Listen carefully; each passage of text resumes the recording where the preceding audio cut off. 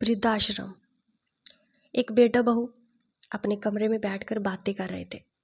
दरवाज़ा खुला होने की वजह से उनकी आवाज़ बाहर कमरे में बैठी उनकी माँ भी सुन रही थी। बेटा अपनी पत्नी से बोला, हम दोनों अपनी नौकरी के कारण माँ का ध्यान नहीं रख पाएंगे, तो उनकी देखभाल कौन करेगा? क्यों ना हम उन्हें वृद्धाश्रम में छोड़ दें। वहाँ उनकी अच्छे से देखभाल भी होगी और हम भी उनसे कभी कभी मिलने चले जाया करेंगे।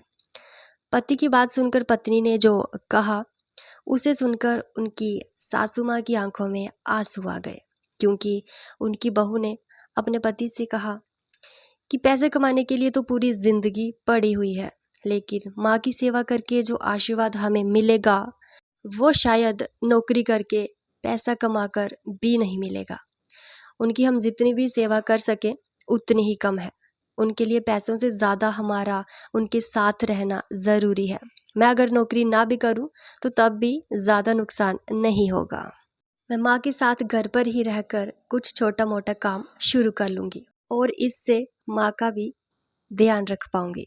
याद करो वो दिन, तुम्हारे बचपन में ही तुम्हारे पिता नहीं रहे और घरेलू काम धाम करके तुम्हारी माँ ने तुम्हारा पालन पोषण कितना अच्छे से किया था।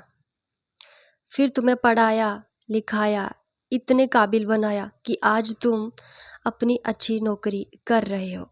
जिस माँ ने तुम्हारे लिए इतना कुछ किया, उस माँ के लिए वृद्धाश्रम छोड़ने की बात कैसे कर सकते हो? तुम कुछ भी कहो, लेकिन माँ हमारे पास ही रहेंगी और मैं आखिर दम तक माँ की सेवा करती रहूँगी।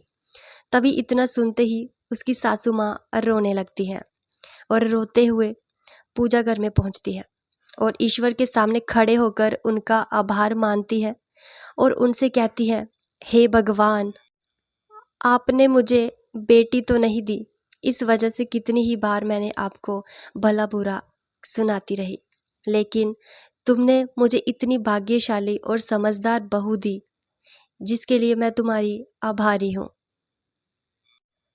और ऐसी बहू पाकर मेरा तो जीवन सफल हो गया। हे भगवान, धन्यवाद। और दोस्तों, आपको इस कहानी से क्या सीख मिलती है कमेंट बॉक्स में ज़रूर बताएं और चैनल को सब्सक्राइब ज़रूर करें। धन्यवाद।